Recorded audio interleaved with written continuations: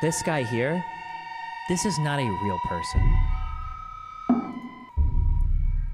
When you scroll through his account, like you will find him like, and other people, they talk to each other. So like we can click through. Oh, he talks to Jeffrey again. Oh wait, are all of his replies to Jeffrey? They might all be, all of his replies might be to Jeffrey. Thank you, Albert. By far and away, my biggest tweet. Whether you like the guy or not, about a month ago, the streamer Destiny posted a video where he uncovered this YouTube channel. On it appears to be hours of content that was entirely AI generated, promoting some kind of climate cult. It got a cheap laugh or two from his audience, and then it was largely ignored. My name is Egon Cholokain. Today I have an urgent message for all of humanity that pertains to the fate of our civilization. I elected to bring this message to your esteemed attention following my recent participation in a joint Nobel Prize Committee National Academies of Science meeting in Washington, D.C., whereat we discussed the issues of misinformation and disinformation. Did you see that video? AI has nothing nearly advanced enough to do a video for more than a few minutes, let alone 2 hours. But what if I told you, despite technical limitations, that video is definitely AI. Just look at the comments. They're all clearly bots with similar naming schemes. The guy in the video doesn't even speak like a human, and he's wearing 2 microphones. Plus, the speech itself is just random words and tangents thrown together. Like 1 second, he's talking about the dangers of volcanoes. Then he says how everyone can follow their dream and make it on Broadway. Strange. That same channel also has an 8-hour documentary, which is the weirdest thing you will watch this year, guaranteed. What is terrorism? Nowadays, the enemy doesn't need to gather you in squares and publicly execute someone to make you victims of terror. Why? Because it has invented a more efficient form of terrorism that has a similarly powerful and long-lasting influence on you.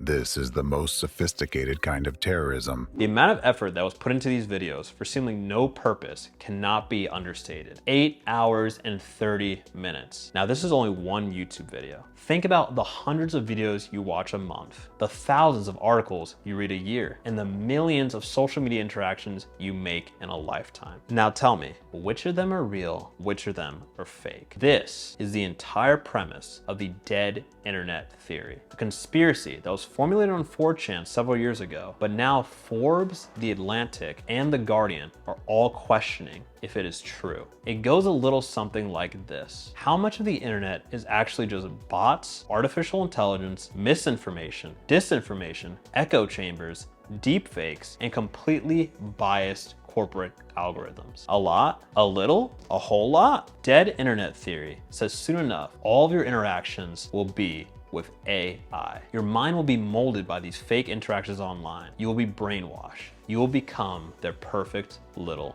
slave. A man chooses, a slave obeys. Sure, an 8-hour AI video like that won't fool anyone, we think. But most of our interactions online are ephemeral. We read a comment on social media and make a quick judgment. Not to mention, all original content on the internet, all independent, unsponsored, unfiltered voices are being assisted by AI like Grammarly, Jasper, and ChatGPT. And not only does dead internet theory suggest that bots and AI are slowly controlling the internet, but also that they learn your habits and thoughts, tailoring an echo chamber just for you. It could even include reactionary bots to craft a digital world of opposing opinions. We gotta admit, it's a strike of evil genius as we assimilate into dogmatic tribes. I am Locutus of Borg. Resistance is futile. Your life, as it has been, is over. With crypto playing a huge role in the decentralization of AI, dead internet theory is more important than ever before. I'm Isaiah McCall from 99 Bitcoins. Now it's time to dive in.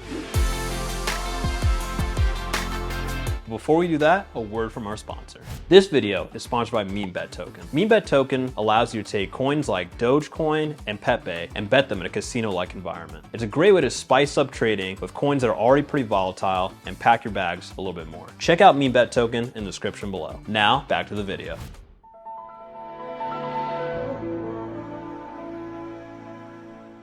Remember that sound? Those were the good old days. The days of GameCube, Limp Bizkit, and Pimp My Ride. According to Dead Internet Theory, the internet today, compared to the 2000s era, is entirely sterile. And it isn't just nostalgia driving that. While the internet might seem gigantic, Dead Internet Theory says it's nothing but a hot air balloon with nothing inside. Who could forget when Elon Musk said he wouldn't buy Twitter because there were, quote, too many bots. Lies, corporate lies, some said. He's a hack posing as Howard Hughes. Whatever you think of Elon Musk, he was right. Twitter does have bots, a whole lot of bots. During the Twitter deal, it was found that 5% of Twitter's total users were bots. However, those same bots account for 21 to 29% of the content. A study conducted by SimilarWeb also found that only 19% of real authenticated Twitter users in the US generate content every day. A final study added that bots compose of 47% of overall web traffic. Quote, the issue is more with bots that evade the officially sanctioned path, faking human interaction. Often they do this so they can artificially inflate sentiment for and against stocks, products, politicians, or causes. End quote. Nearly half of all internet traffic is by bots. 27% of them are malicious bots. This includes crypto scams, Nigerian princes, and hot MILFs in your area. Think of these bots as a cancer, a tumor that can keep growing and consume the internet. Sure, these bots are somewhat primitive, but they are getting better by the day. As the New York Times wrote last year, bots and AI have surpassed insurmountable tests, including the mastery of chess in 1997, Jeopardy in 2011, Go in 2016, and poker in 2019. The next test is the imitation of us. You won't know the difference soon enough between a person and AI. After all, this person doesn't exist. Wait, not that one. Neither does this guy. This guy who's not real. He's not real. No better way to start off the day, okay? This is a white foot. This is not real. And you can find, this was posted in 2024, okay, on Twitter, okay? This came from Reddit. This is a Reddit comment from 2 years ago. All right? There is a convergence to only a handful of websites like Google, Reddit, Twitter, Instagram, YouTube, and TikTok enjoying the spoils, and no one knows the exact certainty of the bots and AI on these sites. These are the websites that control the internet. If bots are controlling them, then what does it say about the internet? It says that the internet is dead. While all this is happening, it seems that many social norms are also being eroded. People are becoming less and less able to exist IRL, as the kids say, opting instead to exist online. It's why we text instead of talk, online date instead of meet people organically, order online, and use a self-checkout lane. The internet is accelerating us into a Huxleyan dystopia that will only increase as AI gets better. And we assume anyone who doesn't realize how bad it already is used to being in a dead internet scenario and not realizing it. If there's any truth to Dead Internet Theory, it's designed to make you run in circles, to make you feel lonely or hopeless. The end game from whoever's behind this is currently unknown. The 2024 election. According to most theories, the Dead Internet Theory originates from 2014. However, the year when the quality of interactions decrease might differ from user to user. What everyone can agree on is that the Dead Internet Theory seems to have ramped up dramatically in the early to mid 2020s. There is generally a high probability that at some point in your internet life, you spent hours upon hours going back and forth, raging and arguing with an AI. So what does this mean for the 2024 US presidential election? Not good things. Even though ChatGPT released its new model, O1, and everyone is about to say Russian interference in a few weeks post-election, the technology to make Dead Internet Theory true is not really there yet, but it will get there. My belief is that all repetitive human work that doesn't require the deep emotional connection between two people, that will all be done in the next couple of decades, better, cheaper, faster by AI. And that is somehow left out of the conversation. It's always about factory robots and self-driving cars. But what they don't talk about is all of the white-collar work that AI is going to do. During the 2016 election cycle, Cambridge Analytica used Facebook data to create micro-targeted ads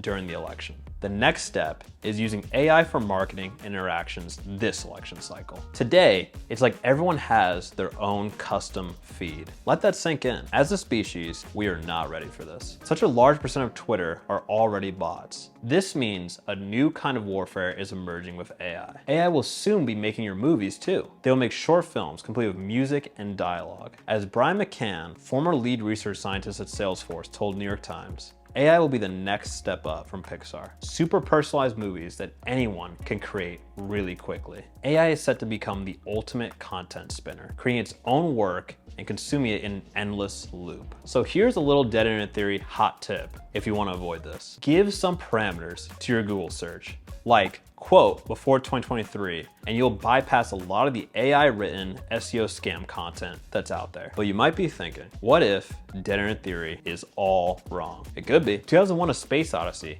got it wrong. Back to the Future 2 got it wrong. Blade Runner, great movie, got it wrong. Is dead internet theory wrong? Optimistically speaking, no. We think the real issue at the heart of dead internet theory is people have gotten lazy in terms of creating original content online. The #1 driving force in the downfall of the free internet has been the commercialization of original content. More people than ever go in with the mindset of trying to make money from anything and everything they post online, to the point where people don't see the point if there's no possibility of making cash. Slaves worked all the hours they were awake for their entire lives. I think like if they can do it, so can I. If you're a man and you're single, right, no kids, you're not working at least 80 hours a week, the fact is that you're lazy. 99% of people have no excuse for not being able to make 10 grand a month. And think about it, this is why we use AI, to post even more, to write even faster, to get better grades, and to make more money. It's why countries use bots against each other during elections. Power. Back in the 90s to mid 2000s, even the early 2010s, the majority of people posting interesting new original content online were doing so solely because they thought it was cool and wanted to share in the joy of creating. Sharing is what drove us back then, not the desire to make money from it. Simpler times. Real nerds probably won't even use the internet in the future. They'll probably go outside and get super jacked and live in tree houses. Now that I think about it, doesn't sound bad at all. All in all though, there are a bunch of factors that come to mind that can give the impression of the internet being dead. Final thoughts on the dead internet theory.